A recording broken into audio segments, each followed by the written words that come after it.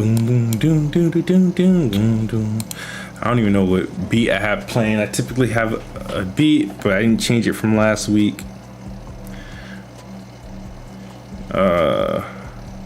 Let's go. All right, so it's definitely live. Let's go. I got the link from Twitter. Hopefully my background isn't noisy. My background tend to get noisy. Live. Let's go. I got the link from. Yeah. My mic volume is super loud. Like it picks up like my background like crazy. Like all I hear is like my daughter, and she's in the other room. That drives me nuts. And that means I got to turn this music up a little bit. Try to turn me down a little bit. You guys, are we good? Say something, Dre, right quick. Yo. All I hear is like my daughter, and she's in the other room. All right, cool. All right, I gotta have like freaking 18-inch voices. 18-inch voices. All right, Hustle and Motivate, what's up? Oh, what's up, Hustle? How's my mic, man? I got a new mic, all right? Got a new mic, so... What'd you do with the other one? Oh, it's still here. I still got it. I don't know what I'm gonna do with it, but okay. Maybe sell it for like $50 or something. Good. So, that's what's up. Or probably keep it for a backup in case this one goes down. Yeah, you got to. Yeah. Hold on. Entertain him right quick. I'm gonna try to tone down the volume in my home. Hold on. All right. What's up? What's up, chat? How y'all feeling? Hustle, Young Brib. What's up, man? How y'all doing? How are y'all feeling this fine Friday evening, man? How y'all feeling, man? How y'all feeling? Hold on, let me write something in the chat.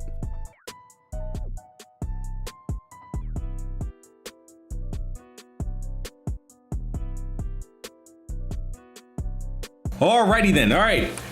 Welcome to the show. Episode 11, Let's Talk Games podcast. I am your host, Best Bot Kid Smooth, and my co-host, Notorious DRE. Hello. How you doing, man? How y'all doing? Man, how was your week? My week was good, man.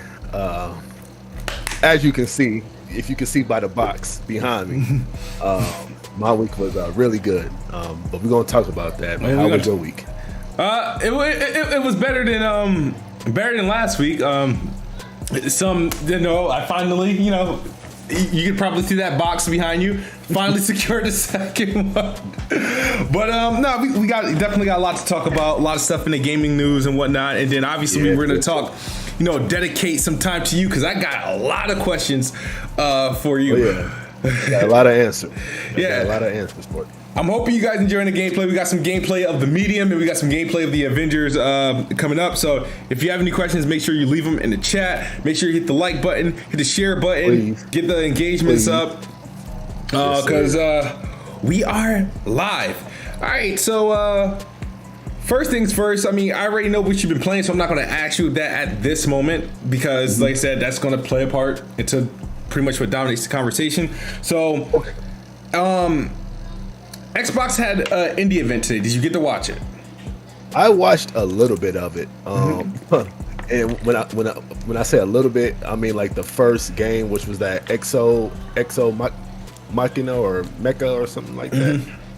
Exo Mecha. Which surprisingly to me looks pretty alright. I'm not gonna lie about it. It looks okay. Like it looked like something that I would try. Okay. Big robots, kind of like a what's that Pacific Rim movie? That's what it. Okay, that makes sense. Now I couldn't think of it when I first saw it. Of what I thought. And then they had like a dragon type mech creature. I'm not sure if you can ride the thing or not, but it looked like it looked alright. It looked cool. And then I saw the Ascent, which that looks really good. That looks really, really good. So I'm excited about that. But that was like the only two things that I saw, though. Yeah, I'm waiting for them to announce a release date for the Ascent. Games I'm looking forward to out of the showcase: the second extension, which is the dinosaur game.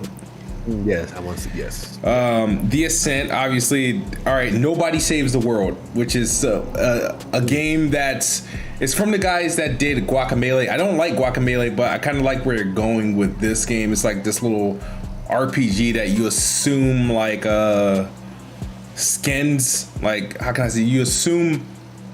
I guess the main character can turn into different things.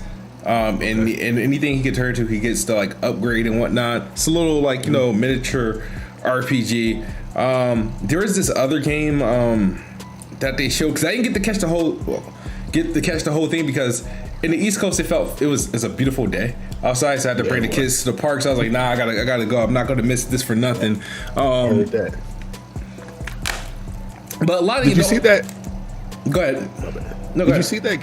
You see that game where like he was like a crow or some kind of bird or something like that, and he had like a sword on his back, and it kind of looks like it's a top down, and it looks like a boss run type game, I think. No, I might have missed that. Let me see if I can. Because if I can pull it up. I'm trying to find a place where I can pull all the games that were shown. The only thing I don't think I was disappointed in was more so that a lot of the games that I was waiting for release dates still didn't get release dates. So like a lot of these games, which one? Like the accent, and I mean second extension is coming out in April 28th, but I don't know if that's the actual game or game preview. If it's game preview, I really don't count that, Right. And then we still don't know when Stalker is coming out. And I know it's coming out this year, but we don't know when exactly. I know they showed they had like a dev diary. Yeah, and like showed like the character models and the gun models and stuff like that. It looks really good. What'd you think of that? They got like this new teeth rendering, right? It looks pretty good, man. I didn't know they were like an indie studio, or that was like an indie game. Yeah. It looks really good. I mean, of course, we got to see it in action. But I don't have any.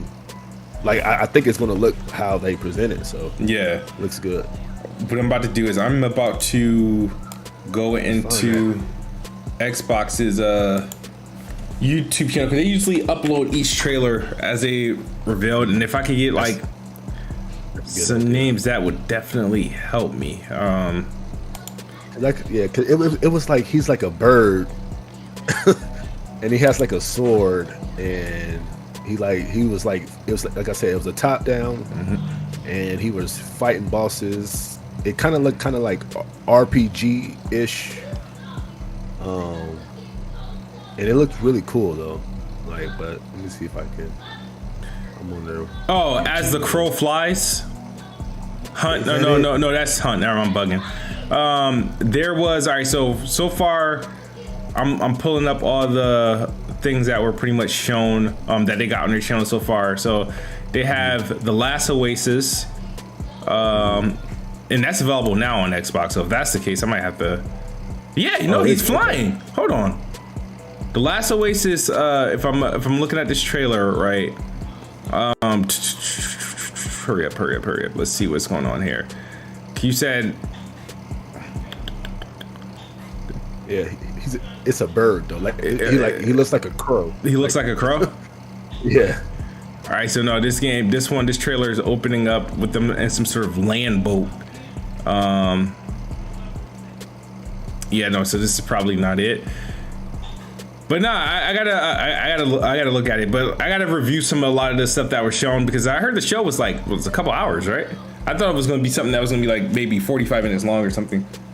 Yeah. Like, I think they were like talking. They had a lot of segments where they were just talking about the upcoming stuff and stuff like that. Yeah, with Chris Charla. He's the idea Xbox guy. Okay. No, I don't know him. I know they had a black chick on. Wait a minute. I know what you're talking about. Is the dude an actual bird? Yeah, he's a bird. Death's Door. Death's Door. Yeah. Death's Door. Okay. That shit that looks good. Okay. It's an actual bird. Okay, got you. Yeah. Got you. Yeah. And it's like black and white with some color, like in it. Okay. Cool. Yeah, all right. Death's Door. That looks good, man. I'm gonna try that out. A lot of these games are coming to Game Pass day one. That's why I'm gonna try it out. All right. So other than that, we also learned that there was a couple things that took place this week. I'm just trying to make sure I don't have the weeks blended. Sometimes I have to refer to my Twitter because I try to retweet as much stuff as possible throughout the week. But I think you was getting a little bit of heat. You was trying out this RPG game, and Octopath Traveler. So Octopath Traveler launched onto the Xbox Game Pass this week. I put it on for the first time. Never played it for the Switch. Never played it on PC. I tried it, and I'm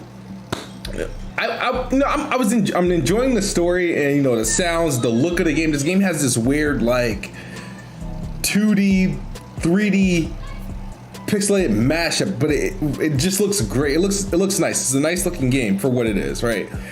And I don't play turn-based RPGs. I don't play RPGs like that. The last game relative to this that I had played was probably Paper Mario 1000 Year Door. That's the only one I've actually played, completed, and enjoyed, right?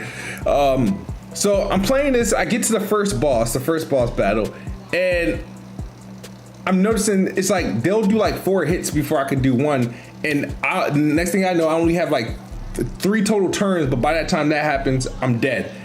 And I actually recorded a moment. Oh damn! I don't think I had my. Let me see if I had my. I'm gonna try to pull this up because I did record me going into a fight and just getting smoked within 2 hits.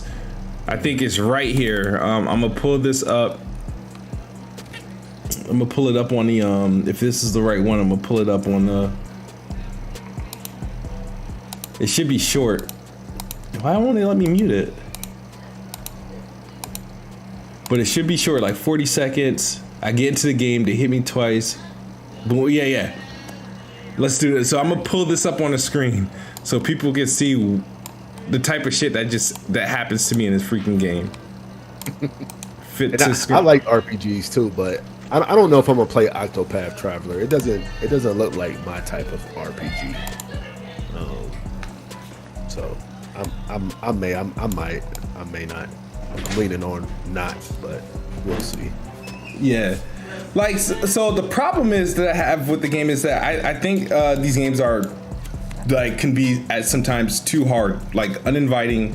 And like I had a couple of these fights where they get to go twice and my health is gone. And so I posted it on Twitter. I felt like I said JRPGs need a major overhaul if this is the system.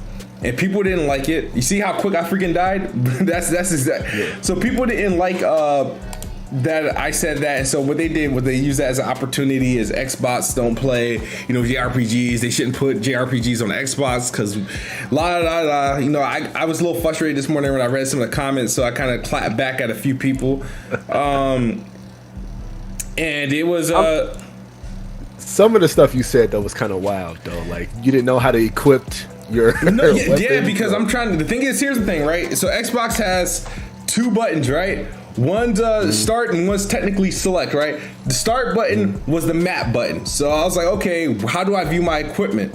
And so I'm assuming it's the other button.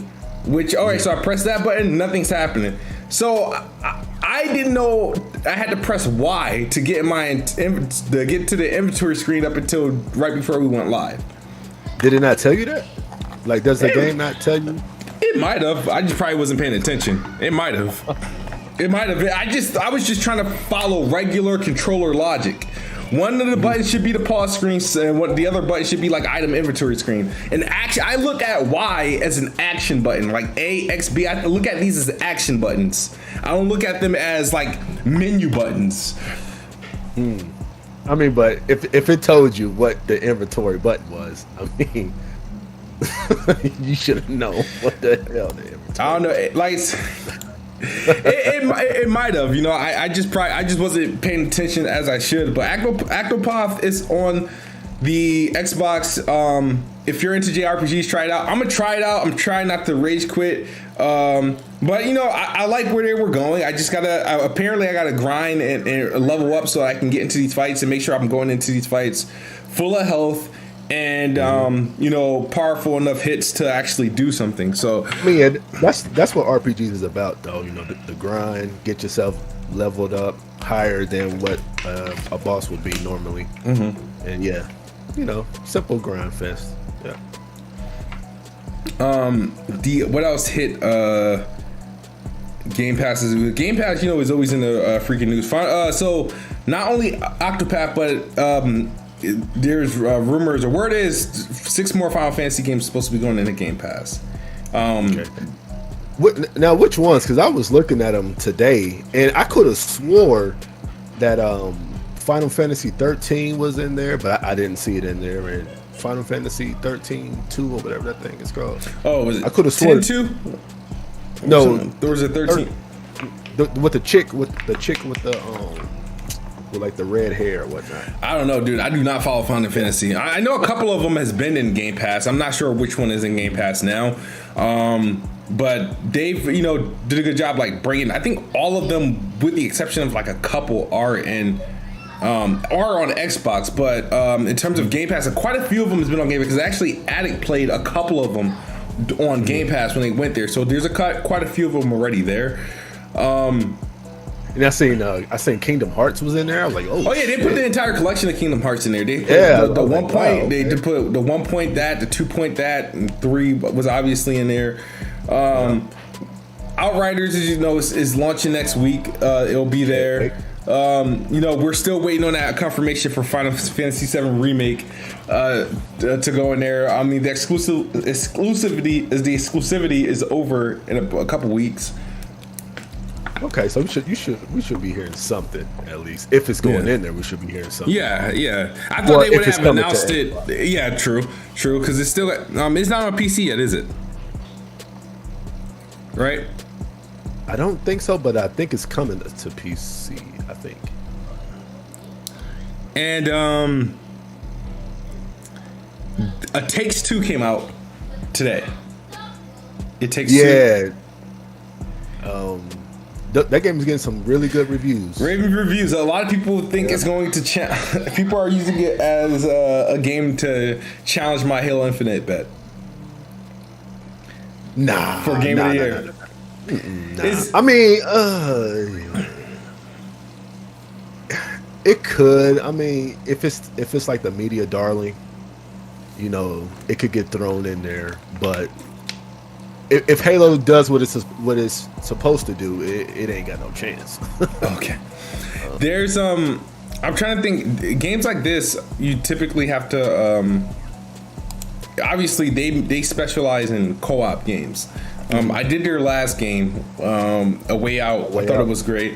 And I'm scheduled to do this game with Addict. I don't know. Hey, A Way Out could be done in 1 or 2 sittings, depending on what time you start playing it. I think this game is longer, if I'm not mistaken. But me and Addict generally do these co-op games. It seems like a game you should do with like your wife, like because it's about marriage and about, you know, marital stuff like that. Oh, I didn't know what it was about. But I did not know, because the thing is that I was turned off a bit of the game because it was nothing like their previous game, and it seemed more like kiddie. The reviews, they are raving reviews, but everybody says ignore the story, which is weird. You know, they want to give a game a 90 and say ignore the story. It's about like this husband and wife who are, I don't know if they're getting a divorce or they're just like about to separate or something. Mm-hmm. And so, like, the daughter has these 2 dolls, and then magically the mom and dad become the 2 dolls, and then they do all these puzzles to like fall back in love and stuff like that. So yeah, it's like a marital a marital status game. Okay. Yeah, pretty much. Okay. Yeah. Oh yeah, wow, I didn't know that. I just thought it was just another co-op experience. That might be something that, but my wife is she's. I don't want to say she's not. There's games she can do, right? So me and my wife beat Zombie Land together on New Year's, and we beat Jumanji together. So there's games we can actually do. But I don't know. I don't know if that's I don't know. I got to see if she would be interested in playing something like that. I feel you. My wife is the same way. We tried playing. Harry Potter Legos together, and I couldn't do it because she's so slow. Like she wants to get everything, and I'm just trying to get through the game. But she wants to do everything, so we ended up dropping it. Yeah, these games, the Harry Potter games, not Harry Potter games, but Lego games itself, do be finding themselves having some sort of complications that I'm like, why couldn't I just figure this shit out? Like, you know what I mean? Like, I don't know how long. Like, I've been like, my kids got Lego City. It used to be in Game Pass, so now I gotta buy it, or I gotta wait for it to go back in Game Pass. But that's one of the games I want to play is Lego City, because that, it's the concept. You're the cop. It's very open. It's like, I don't want to say it's Lego GTA, but it's damn near. Yeah. But yeah, no, that would But yeah, Lego games. I actually, believe it or not, I don't think I've completed any Lego games. I think me and my kids did the Marvel games. Okay. Yeah, that's about it though. Other thing is, the Marvel Avengers Next Generation version came out on. So they got the PS5 patch and the Xbox patch. There's the comparisons that are out. Digital Foundry did their thing. NX Gamer and IGN did their thing. I didn't see that one yet. Yeah, they came out today. Actually, come out a couple hours ago. But there's some interesting findings in the most important mode, right, which is the performance mode, at 60 frames per second. Both, are doing dynamic resolutions, targeting 4K, right? PlayStation 5. This I'll tell you what the findings are. The PS5 is targeting 4K using checkerboard rendering at 60 frames per second. Xbox is just doing dynamic resolution at targeting 4K at 60 frames per second. In comparison in resolutions, listen to this. The PS5 typically maintains a higher resolution number than the Xbox Series X. Like there'll be scenes that are like close to 4K on a PS5, and then like 1440p on the Series X, right? Problem is, because of the rendering technique used, the PS5 resolution targeting is checkerboarded. So, and it's dynamic. It's dynamic checkerboarded. So it's not a real native resolution. The Xbox is using a native resolution output. So whatever resolution it's hitting, it's native resolution, whether it be native 1440p or native 1800p. That's its resolution target. So when both Digital Foundry and everybody's favorite, because when everybody don't want to agree with Digital Foundry, they'll run to NX Gamer, and he does a little bit more detailed work. I commend him for that. They both admitted, even though the PS5 have a high resolution, the image is nowhere as good as the Xbox Series X version, because the checkerboard rendering makes things pixelated and blurry. It has like this fuzzy look to it. So everybody pretty much gave the image quality dub, or the visuals dub, to the Xbox. So it was the one case scenario where resolution at this point didn't matter. and typically, because my PlayStation counterparts, when Xbox is beating PlayStation in resolution, they say resolution don't matter. It doesn't. Right. It's all about this. And we finally get a case where it actually didn't matter, and it loses. So why is PS checkerboard? Why that was the thing. That was the weird thing. It was like, all right, if it gave off a ugly alert at that point, why not just go with the native resolution and do keep it dynamic at 1440p to 1800 if you can achieve the same thing? So who knows? We don't know. But there's like so. And then I posted about it. Now I posted about it after Digital Foundry's video. A lot of people wanted to pick a fight with me because they thought I was some idiot. They know what he was talking about. They was like, "What the hell is a dynamic native resolution? That don't make no sense." So I was like, "All right." It don't make no sense. I'll let somebody else prove y'all wrong. And then so that was the case. And then if you want to flip it to like the resolution mode where they're both targeting native resolutions, the Xbox is winning that one too. Maintaining a higher resolution at that point, it's like so much a tie, but the Xbox maintains images native 4K, and then PlayStation doesn't use the checkerboard rendering at all in that mode, which means they should have opted not to use it for the performance mode because it wasn't necessary. Well, shit, it seems to me that checkerboarding the PS5 version was the only way to get it to a steady 60 frames. That's what it seemed like to me.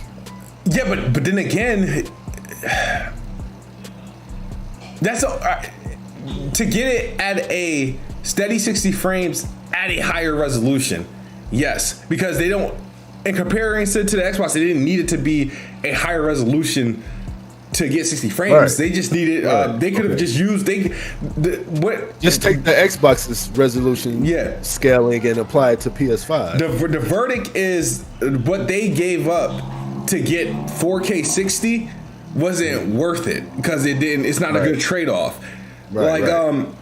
It makes the image. They said it wasn't a good trade-off to get 4K 60. So it's like if there's one case that somebody, I mean, if they want to, if the PlayStation guys want to run with like resolution comparisons and put the numbers together, like, oh, PlayStation has a higher resolution on Xbox, L for Xbox, but they don't want to show. They'll show the numbers. They don't want to show the image because it's clear as day. Hopefully, Crystal Dynamic just takes off the checkerboard and then scales it. What I learned though, what they did was it was two separate teams, right? One team did the Series X, Series consoles version, and one team did the PlayStation 5 versions, PlayStation 5 version, so that to get it out quicker. So one team just did a better job. In the PS5 version, it's not running the Pro version, right? No, it's not. It's not running the Pro version. Yeah, it is not running the Pro version. So that was pretty much the verdict on that. Tony Hawk's update, I think, is out today. Another finding for these next gen comparisons. There's only the biggest difference. Nobody has done like a video comparison, but according to Tony Hawk, they have their little special press release of what they're showing what does what.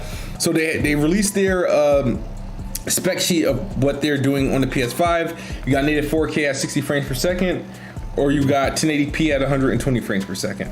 On the Series X, you got native 4K at 60 frames per second, or you got 1440p at 120 frames per second. So it's the 120 frames per second mode is where like the eye gets widened because there's a resolution difference there. So, but at least PlayStation is getting like the 120 hertz, but I'm just curious about the resolution difference. At a blurry 1080p. They call it what it is. It's blurry. 1080p. 1080p is not blurry, man. I don't think it's... Actually, no, I ain't gonna lie. That was the reason why I didn't want to play like 2K on the Series S. I just couldn't do it, bro. You want to play that 1080p shit, man. How much... let's see how much time is left before... All right, cool. Some time for the medium.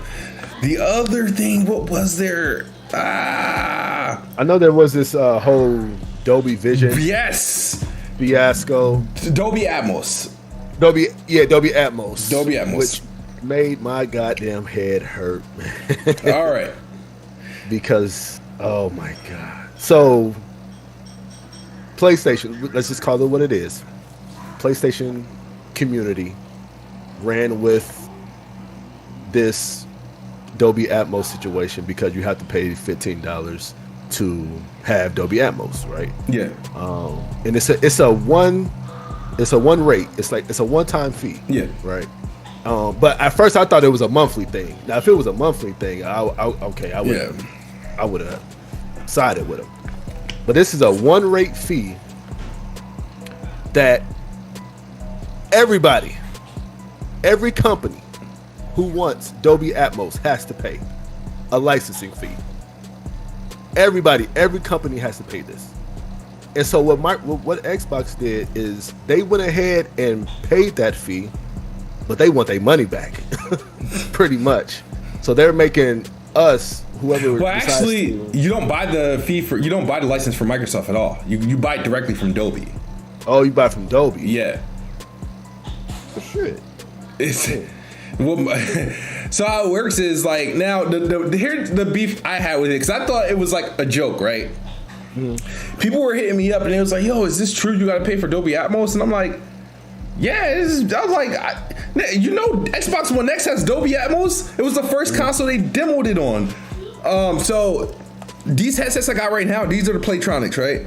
These came with a Dolby Atmos, and I got this during the Xbox One X era. These headphones. The problem is I lost my card. I got one from E3 that I lost, and I lost the one that came with these. Because I didn't realize you had to download a separate app to activate it. I was like, here I am just thinking I plug it in, it works. I didn't know if it was like that. It was something I had to enable or anything, or download a separate app to use to get the full benefits of it. So I just kind of ignored it. So I lost the cards. So I never really took advantage of it outside of like pretty much I did the demo at E3 during Gears 4 and whatnot. I knew you had to pay for it because they were giving us like lifetime fucking licenses when we were there. So I knew it cost something. I just didn't know how much. So I was like, whatever. I don't care about sound. Like because I was just I don't have a sound system, so it didn't. That's how I was thinking about like Dolby and stuff like that. So long story short, it was only Xbox One X as an option that you could use, and you could buy a license there to use it. And one of the biggest things was you can use it on any headset. Like any headset could use it. It wasn't like an exclusive to a particular set of headsets. You could use it on all your headsets. You just had to activate the license. So this has been a thing for like a couple years at this point. So now that the Xbox headsets come out, their new wireless headsets come out, now they gave you a generous 6 months like free access to it for it. And when people picked up on that, it was like, oh, you gotta pay for Dolby Atmos on the Xbox? They're charging you DLC, and they ran with it. And I'm like, yo, I was like, you guys are seriously going at this? Like, and then you got people like Craig, oh, Microsoft should eat the cost. I'm like, think about it. Like the way that you guys are talking. So you pretty much, if Xbox should eat the cost of Dolby Atmos, right? That means PlayStation should eat the cost of Disney Plus, Netflix, whatever that you download on your damn console to use, because you got to pay them separately for it.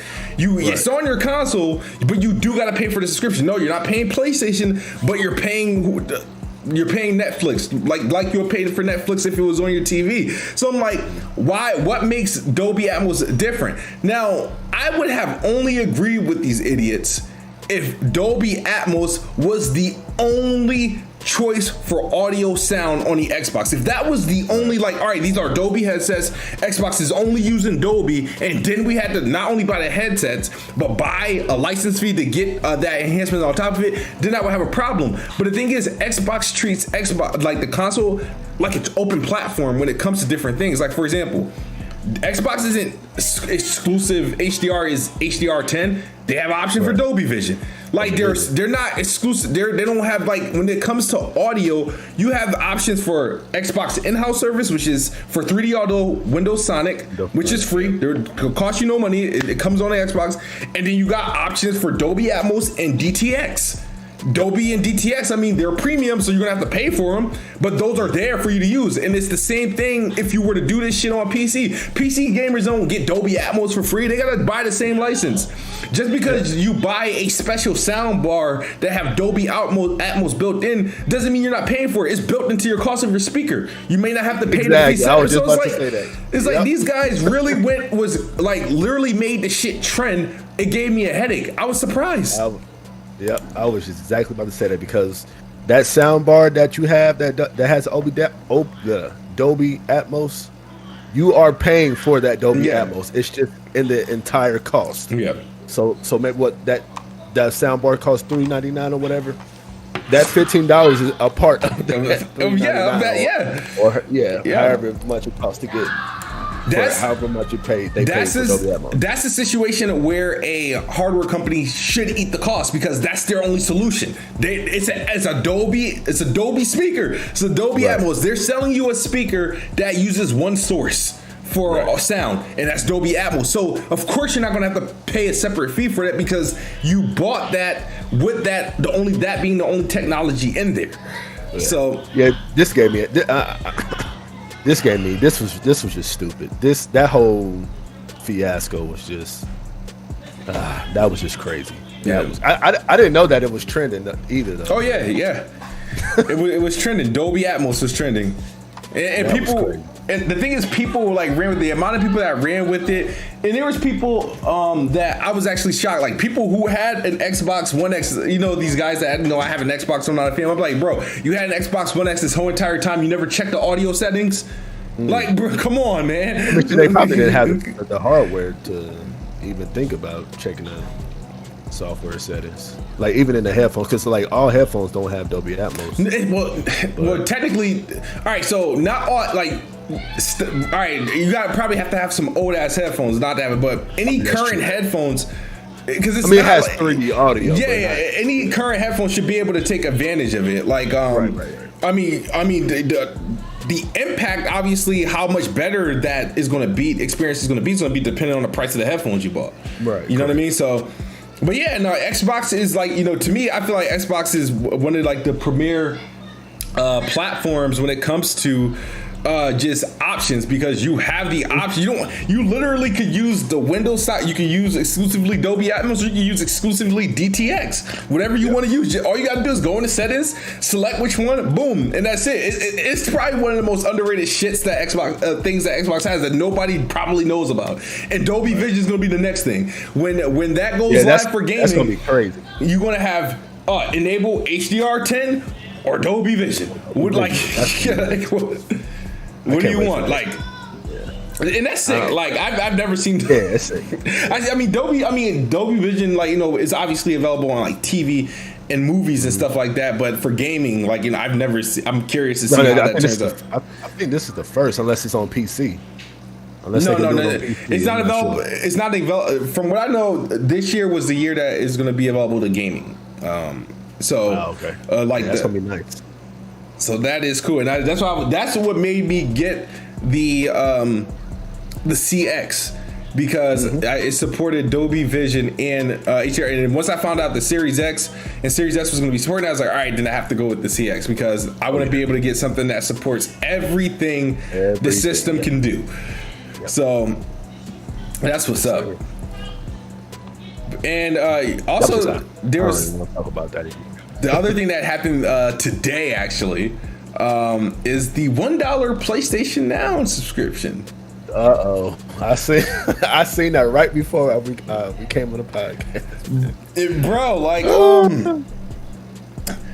when I saw that, I'm thinking about all the $1 EBT jokes that people were like, everybody's just playing $1. I just pay my $1, because everything everybody said about Game Pass and it being $1 and how it's not making any money, all this other stuff, and to turn around and have PlayStation do it, and people try not to bat an eye. Oh, it's not the same. Right. It's different. They don't have first party games in there. I was like, okay, all right.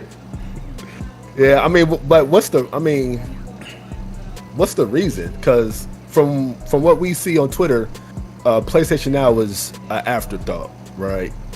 And if you subscribe to it, cool. If not, whatever. So what's the reason of them even offering $1? Because they want more people to try it. Yeah. All right. Here's some facts about PlayStation Now. All right. PlayStation Now launched before Xbox Game Pass by a couple years. They had a head start in this thing. They started with streaming, and then they introduced downloading. For the entire time, the PlayStation Now almost existed for the entire lifespan of the PS4. In that time frame, I don't think they've surpassed 3 million subscribers yet. Nope, I think it's like 2 million. Yes. So they obviously want people to start using the service. A lot of people like to think for Sony and PlayStation and what they want and what they don't want to do.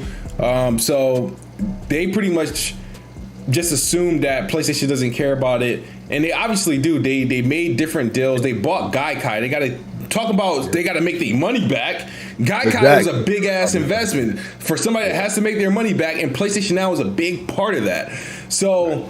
And unfortunately, they had to drop that. They picked up Microsoft Azure to assist with that, so that's gonna be helping them on the back end. And it's a compelling service. They know technically they have an advantage because they have a larger user base by default. They have more IPs, more first party titles that they can sort of throw in a service. So if they really want to, they can really hit the switch, but they have to find a way to migrate people over into the service. They just started, like in the last year, started making significant deals with third party publishers to get like games in there. Like, yeah, but like my thing is, who is PlayStation Now for? Because it's not like, okay, so like take Game Pass, right? Xbox is obviously throwing in all first party games day and date into Game Pass. So obviously that's a more attractive deal. Incentive, yeah, it's a nice incentive to get. Right, because you're getting exclusive day and date.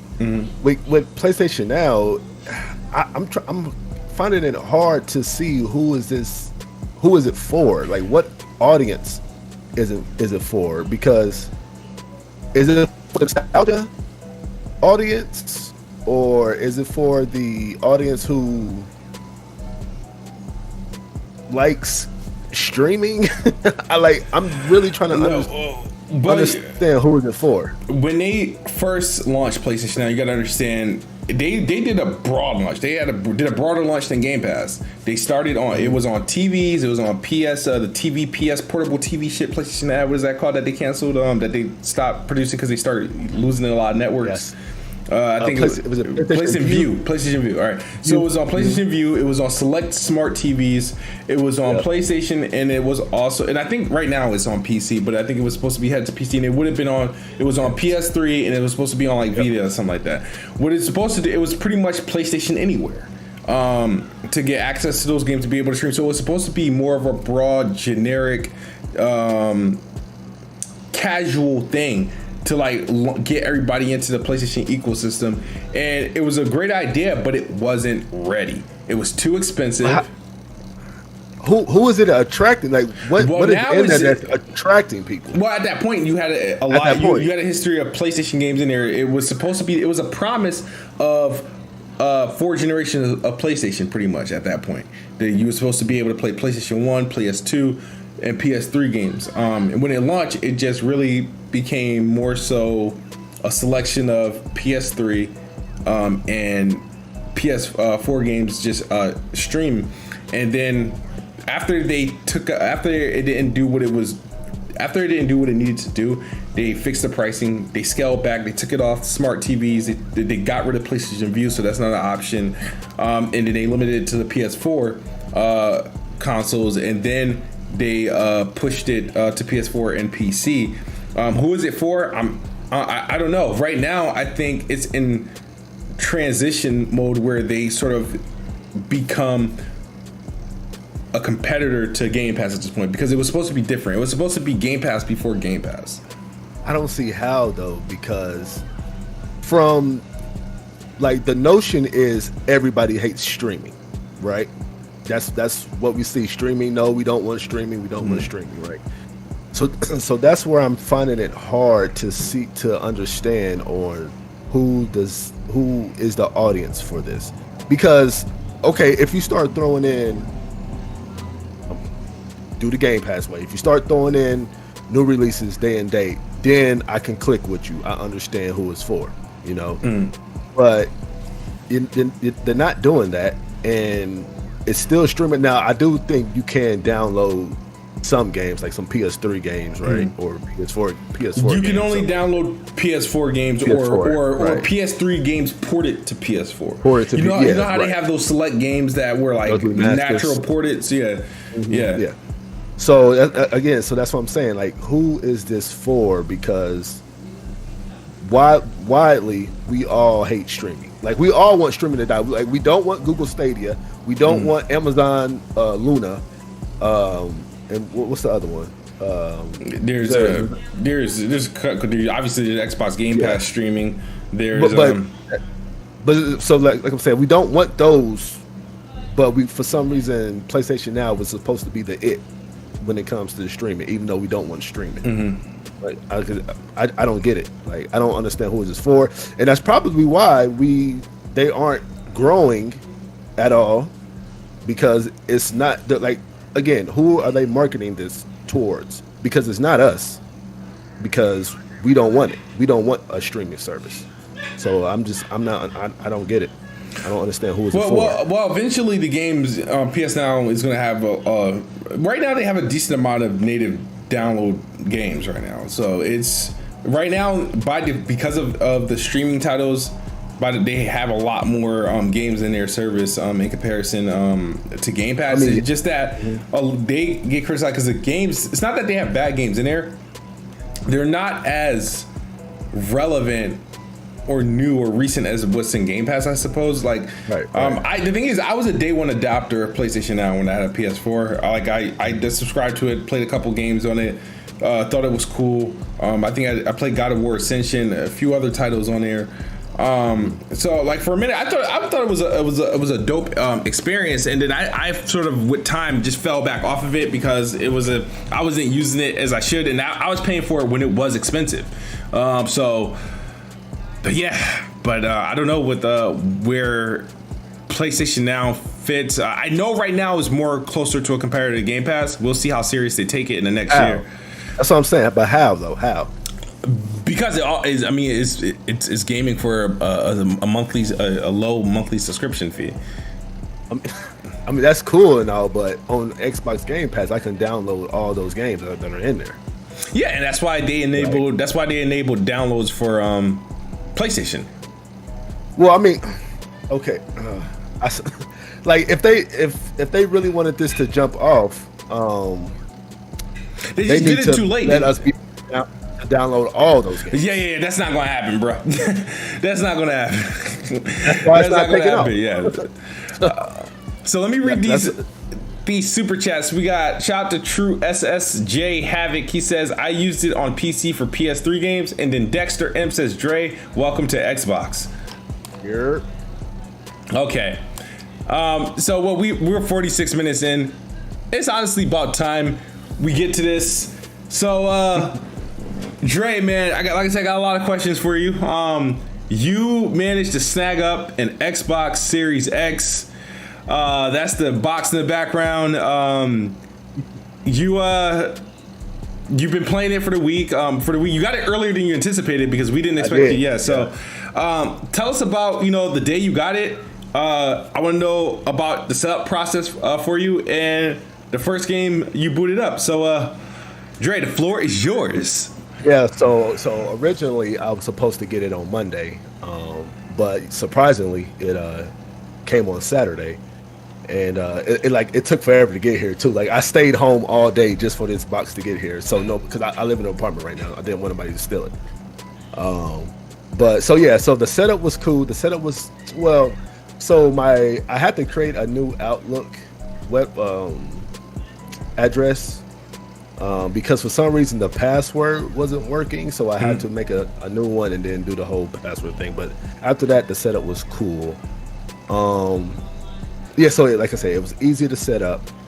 The first game I played was Gears of War, but before I get to that, I want to just talk about the experience first. Yep, absolutely. And I'm like in the middle. I'm kind of like that. I'm kind of like that with the PS5 too, because like both of these consoles aren't blowing me away with next gen gaming wise.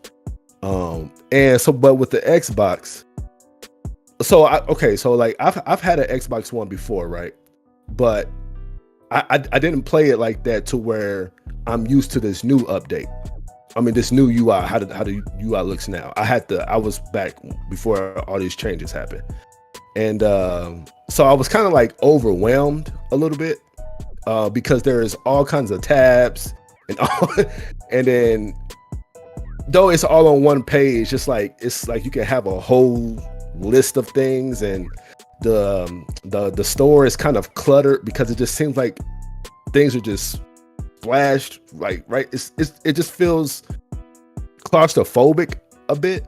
And then like if you're in the store, you can then pull up the side tab, which then has a whole list of like the subcategories and stuff like that. That kind of was like overwhelming a little bit. even Game Pass a little bit. Game Pass was kind of overwhelming, but they do have like the subcategories. It's like if you want to try to find a particular thing, and I know you told me that you can just hit Y and you can search up anything like that. But before I did that, I was just going through everything, and it was just kind of like overwhelming just a bit. Like it's not as smooth as the. Well, I'm not gonna say that. No, go ahead and say it. Go ahead and say it. It's not as simple as the PS5 UI, right? But I mean, it's simple, but just not. Because the PS5 UI is like really simple, but it's not. It's simple, but it's just not as simple as that. Like I said, just everything just felt cluttered. But going through the week, getting used to everything, getting used to how the settings and all those sub tabs in the settings, everything is coming to me nicely now. So I'm good on the UI front. So the first game I booted up is Gears 5, and I just beat that today. I really thoughts on Gears 5. I'm just wait. First, me and you, we did the Hive Busters first. Yeah. So we played Hive Busters on what day was that? Because we did it in one night. Like it was Sunday. Or was it Saturday? We did it. It had to be Saturday. It had to because I wouldn't have dared done that shit on a Sunday night. It had to work the next morning because we started late. We played until like what was it? Like 2 o'clock? 2 o'clock in the morning. Yep. Did Hive Busters? Your thoughts on Hive Busters? Because I told you this is just the app. When we started Hive Busters, I was like, hey, play Hive Busters first. It's just the appetizer. Because I was like, Gears 5 is more the main story is more deep and they you know what I mean. This one's more like a joke. So thoughts on Hive Busters? Hive Busters was a lot of fun. What made it fun was you though, man, because it's one thing seeing you rage on your videos, but it's another thing listening to it and getting the full effect of the rage. So. Hey, that shit! I was dying the whole time. Like I said, it was a lot of fun. I had a lot of fun with that, man. And I was just cracking up the whole time. So that was good. It was just a laid back type of Gears game, and really a really cool game. Really cool. I liked it a lot. Now going into Gears 5, I really like it. Because this is your first time playing it since, right? Have you played it during 2019 when it came out? No, so I played all the Gears before 5. I played all the Gears except Judgment and Tactics. Okay. So I'm familiar with Gears. But going into this Gears, like I said, I really like it. It feels like Gears, right? Like the same animation, same cover system, shooting, stuff like that. It feels like Gears. But hold on, let me. I want to talk about the negative first because it's only a few. So one negative that kind of like stood out to me was the attention to detail. That's just a me thing. So like I posted a video on Twitter where I was shooting the glass, and it would make the sound effect, and it would make the particles like the glass was shattering, but the glass wasn't shattering. So I just that just kind of drove me crazy a little bit. And the characters, I like the characters, but they just feel too bland to me. Like even Kate, she like in emotional scenes, she was supposed to be emotional, but I didn't get that from her voice acting. Like she was supposed to be emotional. I just didn't resonate with any of the characters. A lot of people praise the actor for her performance, but I didn't really like it too much. I mean, she was cool. JD, he was barely in it. He's a forgettable character. Dale, I like Dale. He's like the funny, witty type dude. I liked him, but I will talk about that. Hold up. But yes, I didn't really care too much about the characters, but I do like the story though, and I do like where they're taking the story. I don't know if you want to talk, if we can talk spoilers on here. I mean, the game has been out for 2 years. Yeah, been out for 2 years. I don't. Yeah, come on, yeah. So yeah, I do like the story. Because I remember in Gears 4, at the end, she thought her mom was dead, right? They come to find out in Gears 5, she's not. Well, she's dead, but she's just like, yeah, technically she's dead, but she's just taken over by the swarm. Yeah. She's the new queen. Yeah, right. She's the new queen because she's the daughter of Mara. I forget the chick. Mara. Yeah, Mara. Yeah, she's the daughter of Mara. And it was a scene in that game where you was in the facility or where she gave birth to. Oh my, that was crazy. Yeah, because she gave birth to the mom, and then the mom gave birth to Kate in that same facility. That was crazy. That was crazy. Yeah. So yeah, I like where they're going with the story because it seems like the mom is going to be the main villain. For Gears 6. Like I said, the gameplay is Gears, and I like it. I like Gears gameplay, so there's nothing about that. Where it took a pleasant surprise was the openish world. I really like where they are going with that, and I hope for Gears 6, I hope they expand on that. So in this one they have side quests, which I didn't like because they're just fetch quests. Yeah. If these quests were more meaningful and kind of directed these side quests to the main story, I probably would have liked it a lot better. But like I said, there is potential for that in Gear 6, and I'm gonna get to that in a minute. But yeah, so like the open world, I liked it a lot. I liked discovering places, like the places and discovering places and stuff like that. I like that the red sand planet with the firestorms and the lightning. That was dope. I like that. I like that better than the ice. You did? I did. I think the ice one was just visibly pleasing. That and the opening sequence. Graphically it's delicious. Graphically, this game looks awesome, especially interiors. Interiors looked crazy detail in the interiors. Maybe they might be static, like there's no physics to some of the stuff, but graphics is top notch.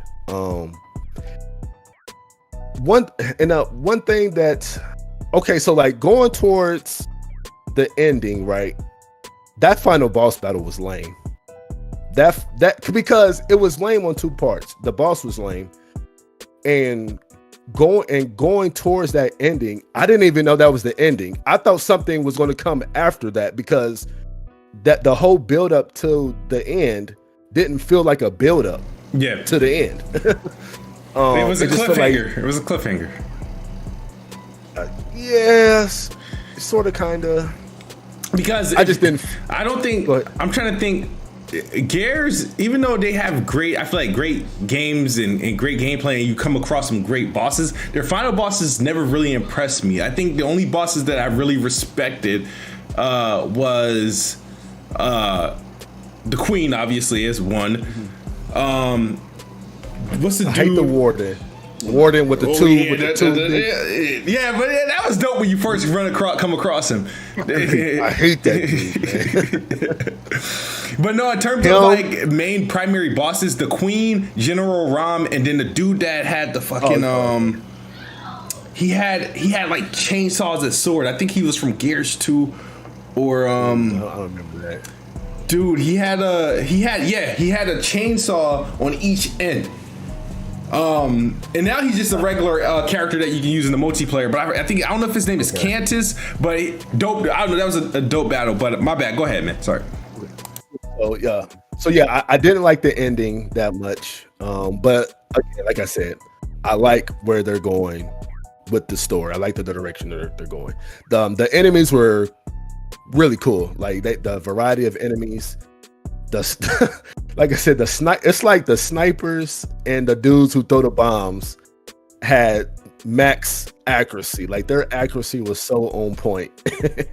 And it was frustrating because I played on hard. I played on experience, and I think that's like hard.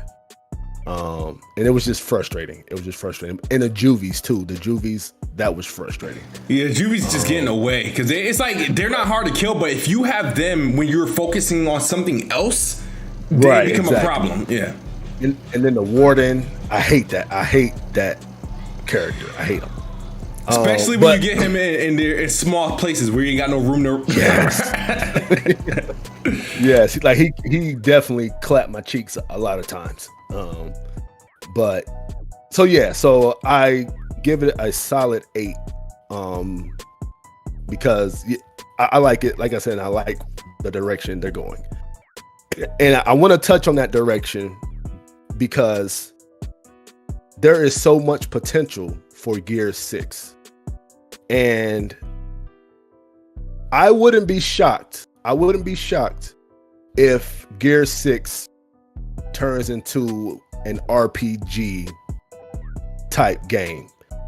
Like, I wouldn't be shocked if crafting is in the game, or either crafting or leveling up your armor. I wouldn't be shocked if loot is in the game. Because the open worlds was so big, but they were just so empty. And so if they expand on that, then they can add loot, or they can add gear.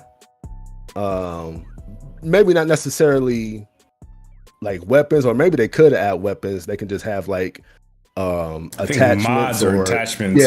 Exactly, mods or attachments. They need to flesh out the side quests and make them, like, if they were to go this route, they could flesh out the side quests and make it more impactful, and make it so that it impacts the main campaign. And like, because they already have the RPG elements with the robot.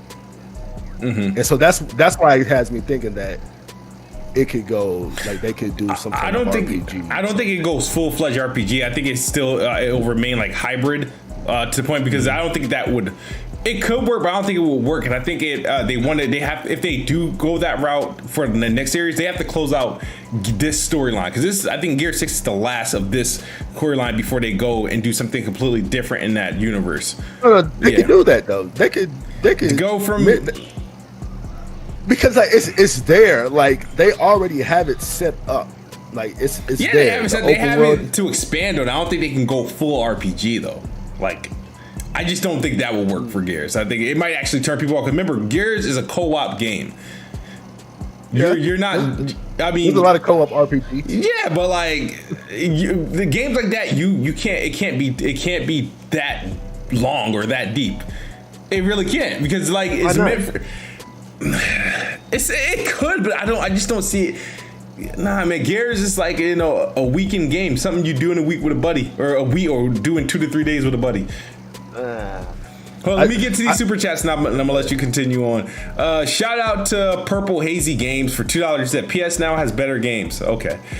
True SSJ Havoc for $5 says it's also hard because PS3 games have no native emulator for PS4 and PC.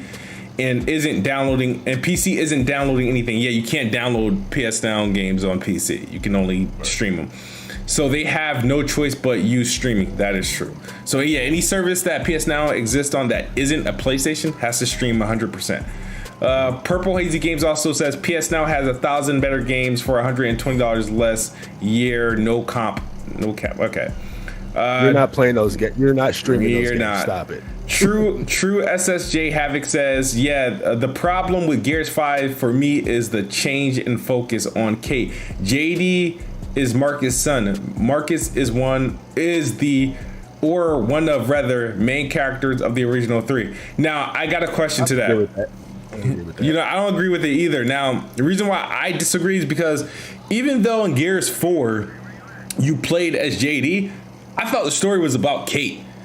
Who was it that got kidnapped at the start of the game? Her mom. We spent the whole entire game trying to get to her mom. Things happened to slow us down, but at the end of the day, it was her climactic end of that game. So it only made sense that Gears 5 went the way it did, because we didn't get a close on JD. We got a close on Kate and her mom, man, in Gears 4. Of her, happened to, stop that thing from taking over the rest of her. But I don't agree with that. Marcus, Dom, and them, they had their story. Yeah, they had their story with 1 through and 3, you got, and I guess Judgment 2. In the original Gears character, even though Marcus was the playable character, he was actually not the main plot. Actually, like never, pretty much. You know, Dom had his story run for like 2 games. Like the second game was all about getting Don's wife, right? And when did she die? Gears 2 or Gears 3? I think it was 2, right? 2, and then in Gears 3, he sacrifices himself, right? Because he already solved what he wanted to do in Gears 2. So in Gears 1, like, you know what I mean? It's like I don't think there was a story. Like I feel like they do a good job with these characters of giving like this equality between them 3, so you don't feel like the story is based on one person. I feel like I could play Gears with any of the characters as my primary character and still get the same story or same feeling. Agree. Yeah, I agree with that. Yeah. So, what was I saying? So you did Gears 5 High Busters. You did Gears 5 the main. What else? Did you play any other games outside of Gears? And you did some of the multiplayer. Yeah, so I did some of the multiplayer. I'm big trash. Okay. Big trash. Because everybody just has shotgun, and I'm in there with the shotgun too. But I just can't. They just I'm trashing it. But yeah, so I play Gears, and then I'm playing forward to Horizon. Right now. Which one? 4. Yeah, Forza Horizon 4. Yeah. Okay. That game is incredible.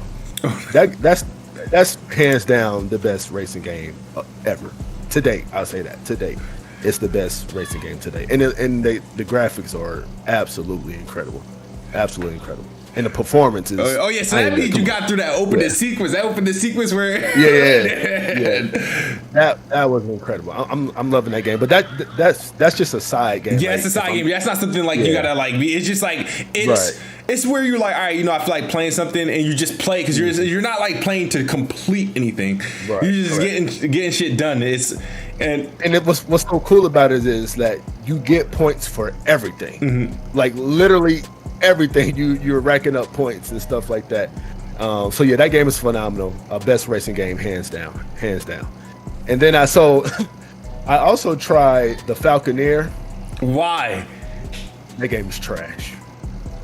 So, because I thought it was going to be like what's that game called? Crimson, Crimson Dragon, or Planter like Dragoon, or something like that. Yeah, something like that. That Falconeer is so trash. Okay, so I don't even know where to begin because so I do the tutorial, right? And they gave me the most basic tutorial, right? They basically just tell you how to combat, right? It's okay. Okay, I do the tutorial, okay.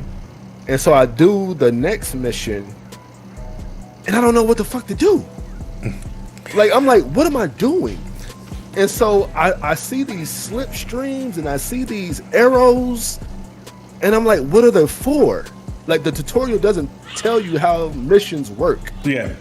They just expect you to know how to play the game. Yeah, I tried that game, and I dropped it after the tutorial too. It's like I tried to give it. I tried my best. Yeah, I did too. But I'm just like, okay, what am I doing? What's the direction? And then you can pick your character now, and I guess the characters have their own story or something. I don't know. I don't know what that game is.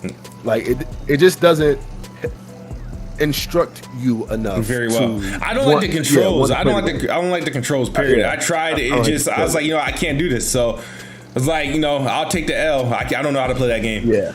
I just gave up. I don't care how many frames that game is. I could not play that shit. Whether it's 60 or 120, the controls are like horrendous. That game is uninstalled.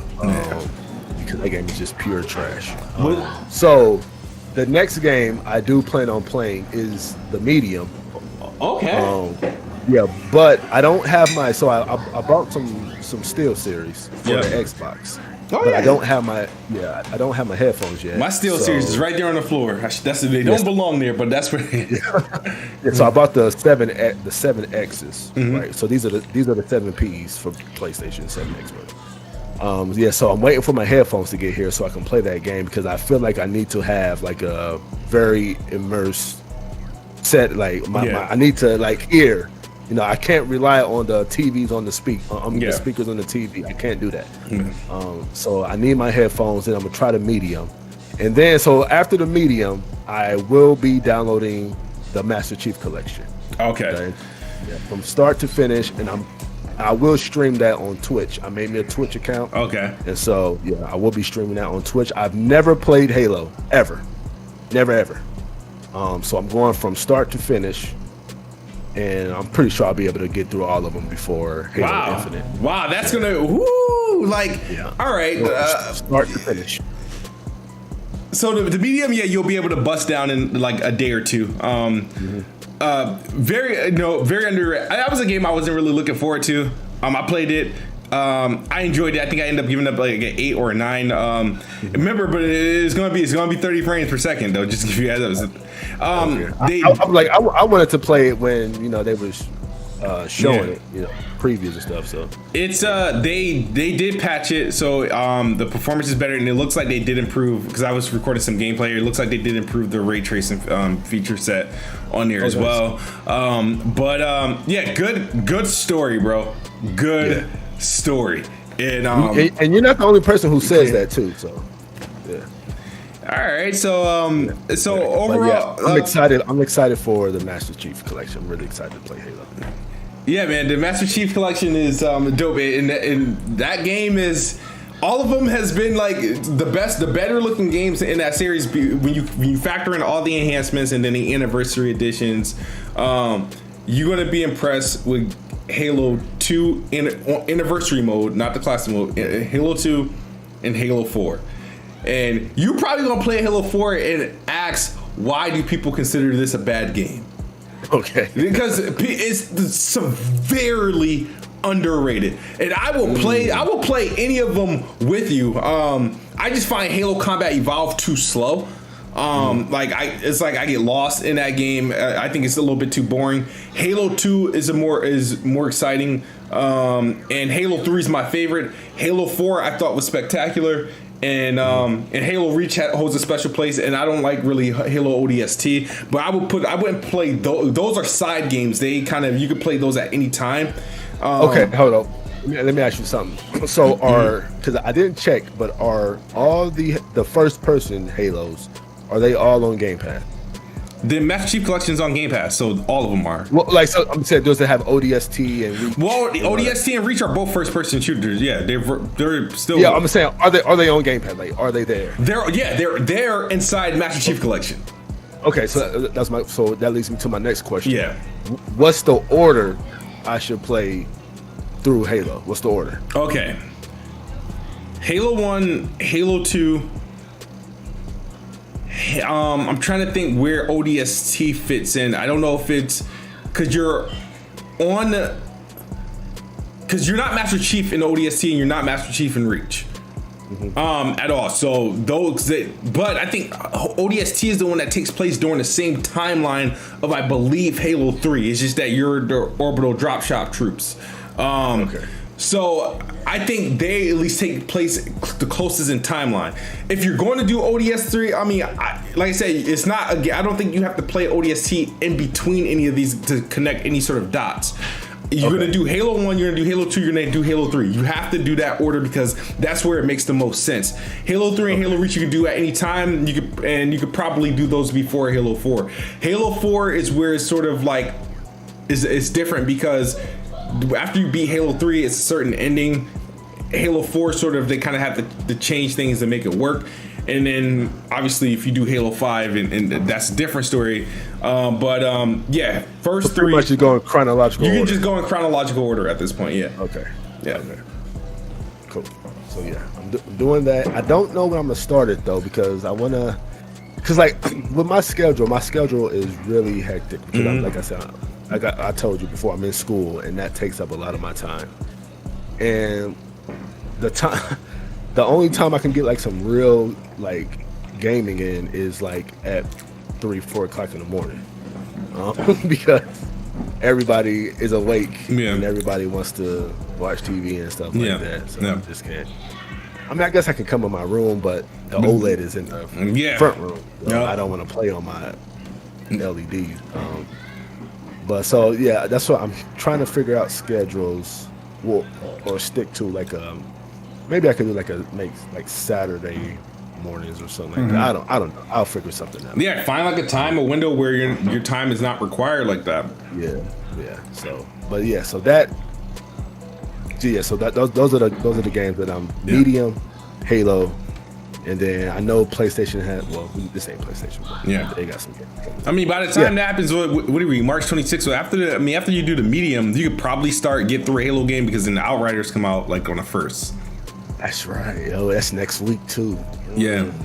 So I feel like if it's the 26th, the March 26th now, you'll get through the medium today. I feel like you might have time for one Halo game before Outriders, if you're trying to binge it. But if you don't have time, then it's probably the medium, and then you probably have to fall into Outriders. Yeah. Well, I'll figure something out. I'll definitely have to figure something out. But so like overall, I like the Series X. I really just think the only thing holding it back is those games. Those AAA, blockbuster, big budget games. But right now, you're not impacted. Technically, I mean, true, because everything is new to you. True. Now, my question is for you, right? How much did you spend on Xbox Series X and all the games you played so far? I'm just curious because I don't know, like, big fat whopping zero. I've spent no money on Xbox games. Well, besides for Game Pass, I paid three months for Game Pass. Oh, you bought, okay, so $44. $44. Yeah. Wow. No, I'm just see that's where I kind of get like envious, is like with people who get into the Xbox system ecosystem now. It's like everything is like fresh and stuff like that. When Game Pass came out, I had nothing to download because I was either getting a ton of review codes or I already bought the games and exhausted them. So Game Pass didn't start benefiting me until like I'm gonna say late 2019. That's when it started actually benefiting me. So yeah, but yeah, Game Pass is great. I got no complaints about Game Pass. Like hell, y'all know I've said this plenty of times. I wish PlayStation would do something like it, but I digress on that. But yeah, I like it. I like the Series X. I like it a lot. It's super fast too. I'm not even gonna lie. It's super fast. Probably just as fast as the PS5. Yeah, I mean it's surprisingly, you know, with the difference and whatnot. Have you done anything at 120 frames per second yet? I have not. I don't because I don't think I've played a besides Falconeer, but I didn't. Yeah, you didn't. It wasn't worth enabling. Does Forza have 120? No. It's only Halo Master Chief supports it like by default. It's going to be 4K 120. Gears does it in multiplayer. You just have to enable it to 120 FPS. And pretty much, yeah, all the other games are there's a lot, but. Okay, so to enable 120, is it a settings issue from the dashboard? Like on PlayStation, you have to change it to performance mode? No. Is it like how it works? Because I know you have there's a selection. Yeah, on Xbox you have to like, because in the Xbox, depending on, because certain TVs you can only if your TV isn't HDMI 2.1, but let's say it's 2.0. If you do 120 hertz, you're forced to use a lower resolution, like 1080p or maybe 1440p, depending on which TV it is. Because you have the CX, if you go in your settings, you should change it to. You should see it should be in the visual settings. You'll have your resolution of 4K, and then you should have the hertz count, which you can change from 60 to 120. Is yours set to 120? No, mine's is set at 60. So that's what I'm saying. Yeah, change it to 120 and just keep it there. Because if the game is 60 hertz, it'll just run at 60 hertz. But any game that's running at 120 will just run at 120. Because you're not going to get that option if you have it set in your Xbox settings to 60 hertz. Because when you set it to 60 hertz on your Xbox, it's just locking the games to 60 hertz. But the thing about Xbox, when you do switch it to 120, it's not like by default your game's locked to whatever the 120 FPS mode is. It just unlocks the option in the game menu.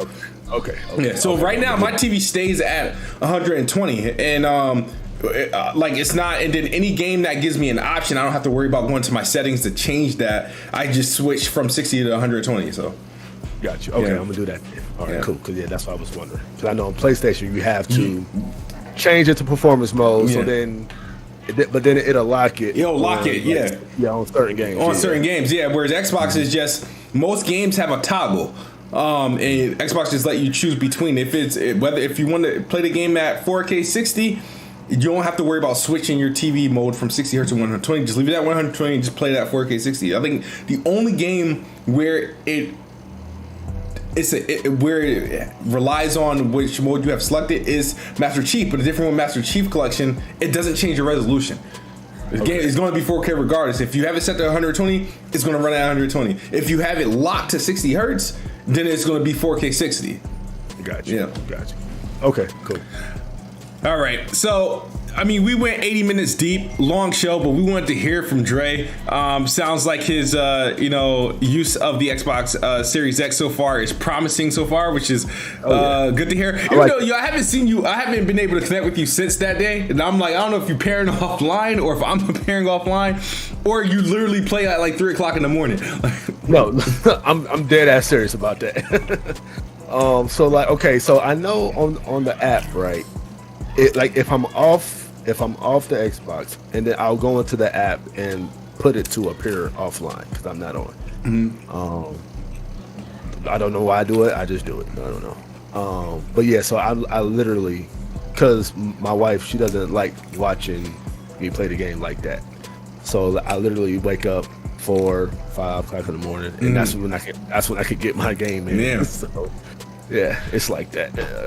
I can't do that. She the boss. So same here. No, I understand. But yeah, man, I appreciate you for sharing your experience. It was a good show. Next week we're gonna try to have a timer on here because that we really do want to have more of a controlled time topic to keep us on like a fixed time and like sort of control the discussion. But I wanted to hear everything you had to say today. So I definitely look forward. We'll be playing more on some Xbox and whatnot, and even PlayStation. We have both, so it is what it is. So I appreciate you guys coming through. Everybody who donated to the super chat. D Almighty Spartan God, what's up? True SSJ Havoc, Purple Hazy. Even though you had a lot of shit to say. Dexter, appreciate you guys coming through. It was a good episode, and if you missed it, if you just tuned in, rewind it, watch it on demand. Let us know your thoughts in the comment section below. But we're out of here. Peace.